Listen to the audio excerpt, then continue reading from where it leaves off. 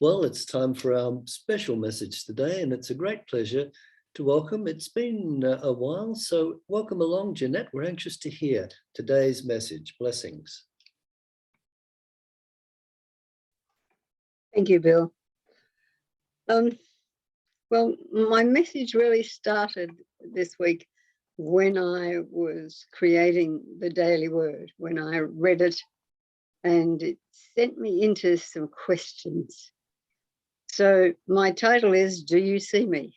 So let me expand on what that means. So before I came to Unity, I had never heard the expression, the Christ in you. So it was new to me. And here at Unity, we often say those words, and Bill has just referred to them again. The Christ in you. I see the Christ in you. Or we say, we see the Christ in each other. And as I chose the image for today, I purposely chose an image without Jesus in it, who I know we would normally associate that word Christ with. But I thought, but wait a moment, we usually associate it with Jesus, but we don't have a clue what he actually looked like. All of the images we've got on the planet at this point in time were created by artists from their own belief or imagination or whatever artists do. But that doesn't mean that is really what he looked like. The one thing we probably can know is that he was never a blue-eyed blonde, given he was born in the Middle East. So, but as I read further into the Daily Word, suddenly my mind got very busy. When we speak of the Christ within, what are we really saying? What do we mean when we say that to each other? So I'd done a little bit of research. So the term Christ once meant the anointed one.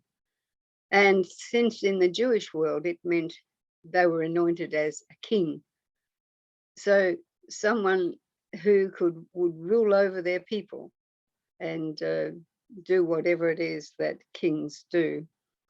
And that process still exists today. People in countries where they have royalty, like us in England, wherever else, the person who is to take on that role of king or queen is anointed with oil in that way. But and it was in the Jewish tradition, that was really what it meant. They became king. So we can see how our early forefathers elevated Jesus to the role of king of his people, those who believed in him. And there were many groups who came into being at that time that really were a little different to what we are. At the present moment, I'm reading a book with a book group that I belong to that tells us about all of the groups that formed after Jesus was crucified in his name. And it's interesting because they're really, in many ways, quite diverse, but I haven't finished the book yet, so I can't say much more about that. But here we are elevating Jesus to king of his people. Kings were and are anointed to their role as rulers of their kingdoms. So in adding the name to Jesus, he was raised to kingship of his followers. So much has been written about this, but all of it way after the life and death of the man, Jesus, and by people who did not know him. I don't know if you're aware, but the first writings that we find in our current Bible weren't written until 50 to 100 years after Jesus had died. So none of the writers, despite the texts being called John or Mark, they were not written by Jesus' disciples at all. They were written long after. So it's interesting to contemplate when you read what they said. However, in Unity and in New Thought in general, understood from the teachings we've inherited that Jesus had an awareness of his own oneness with the divine. He knew and understood that he and God were one, that the divine was within him. And, we read about the miracles and the teachings. They came from a very deep place, a place we align with, the word God or the divine. So we look at unity and New Thought teachings, and we see that they teach us, we at Unity teach us, that we can have an awareness of our divine nature just as Jesus did. Jesus is often referred to as the way shower. We've heard this from Bill and other Unity educated people. Jesus is the way shower, our teacher. So one of the great things that they teach are that we indeed are one with God, that the divine is within us. So that's what we've been taught. That's what we listen to. That's what we need to embrace if we haven't yet done it. So I wondered how to break that down. What does it mean? So one of the points is having an open heart, accompanied by a sense of oneness with God and all of creation, one with the birds, one with the roses, one with the trees that surround us, one with all creation. And a sense of gratitude and joy for all the things that flow into our lives. So often, I don't know about you, but so often I, particularly in the last, is it 2 or 3 years we've been in this lockdown, I've certainly felt less than joyous. So I've had moments of absolute despair. And my only way out of that was very often to go into meditation and find that deep sense of the divine within me. And that enabled me to come back up and actually talk to my husband even. So a sense of gratitude and joy for all the things that flow into one's life. It's so easy to forget, isn't it? The friend who rang to say hello when we hadn't spoken to anyone for a few days sometimes. Or just going to the shops and having the cashier wish us well for the day. I don't know about you, but I've had that many times. And I was really surprised at just how kind they were to me. So we also need to have a willingness to manifest that which God wants to express through our lives, to manifest the joy with one another, to manifest appreciation. Ruth and I often have a little exercise as we lay in bed going to sleep.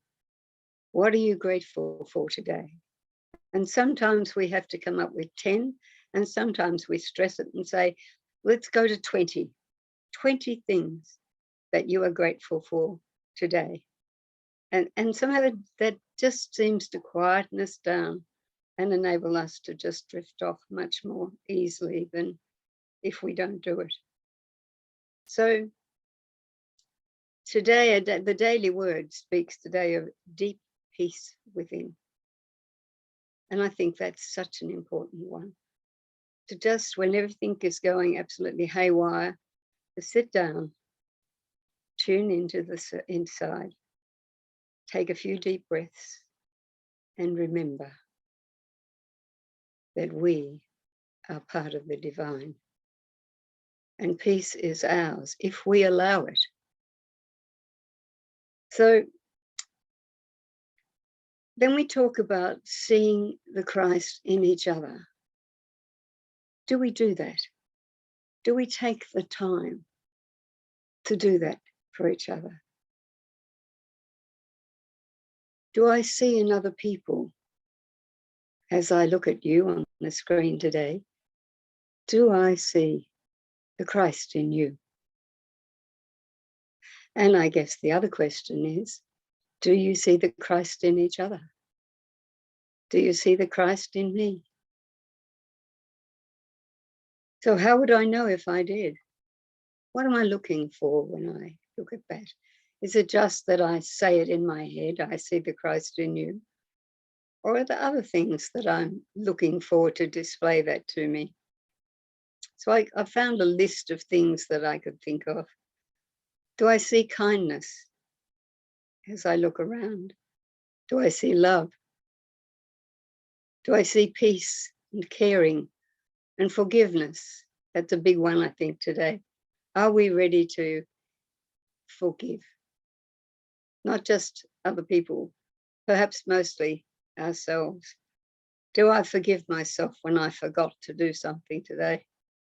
We'll see. Do I see justice?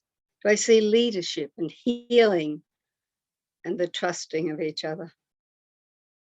You might have some further qualities that you consider to be part of it. But in a world that so often presents us to ourselves as being failures, as being unworthy, my childhood presented a lot of that to me. I was always a naughty girl.